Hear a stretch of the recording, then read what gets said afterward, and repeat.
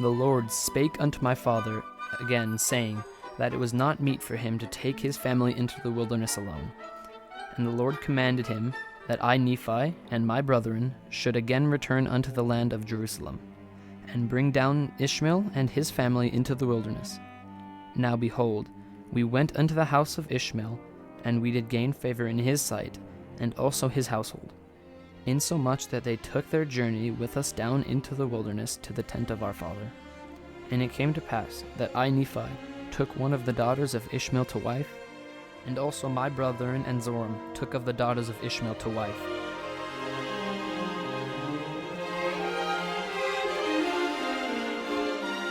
Now behold, while we were in the wilderness, our brothers and I did go often and hunt for food.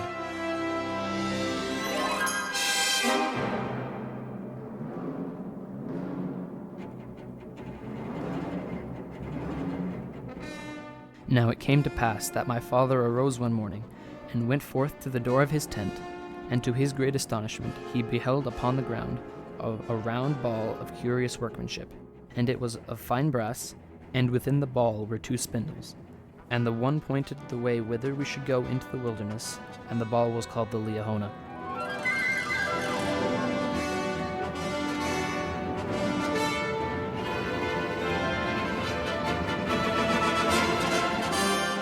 Nephi, what's wrong? We have no meat. We killed nothing, and Nephi broke our only bow. When our bows lost their spring, he knew that his steel bow was our only means of obtaining meat, and he insisted on being our big hunter. If he had let me use the bow, I would have taken care of it and brought back enough meat for all of us. I'm sorry. I was trying to hit a wild goat high on a ridge. I drew the bow back too far and it snapped. O Nephi, my son, you should have been more careful. There are many of us to feed. How will we obtain our meat? You are worthless to us. You don't know your place, little brother. Always trying to be the leader, and now we are going to die because of your stupidity. And we have suffered much affliction, hunger, thirst, and fatigue. And after all these sufferings, we must perish in the wilderness with hunger. Is there a way back? Can we find our way back to Jerusalem? Lehi, you must do something. We must go back home. Ask the Lord to guide us back to Jerusalem. Stop talking such nonsense, Mother.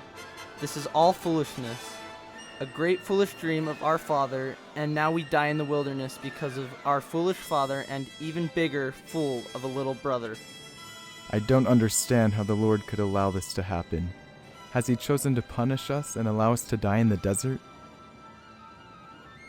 Now Laman and Lemuel and the sons of Ishmael did begin to murmur exceedingly, because of their sufferings and afflictions in the wilderness.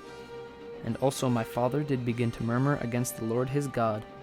Yea, and they were all exceedingly sorrowful, even that they did murmur against the Lord. And behold, I did speak much unto my brethren, because they had hardened their hearts again, even unto complaining against the Lord their God.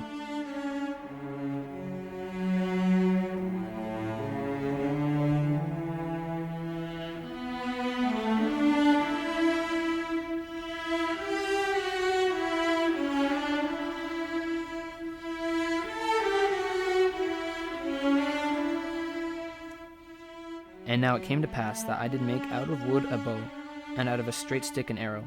Wherefore I did arm myself with a bow and an arrow, and with the sling and with stones. Oh, you have got to be kidding! What are you going to kill with that? A cockroach? Behold, the Lord will deliver us if we are faithful and obedient. He has carried us through every trial, and will carry us through this one as well, if we are humble and seek his counsel. You know this to be true as well as I do. Now, Father, whither shall I go to obtain food? When my son, Nephi, showed such faith and asked for my guidance, I was ashamed of my murmuring. I went to my tent and asked forgiveness of the Lord. And behold, the voice of the Lord came unto me, and I was truly chastened because of my murmuring, insomuch that I was brought down into the depths of sorrow. And after I had been chastened, the voice of the Lord said unto me, Look upon the ball, and behold the things which are written.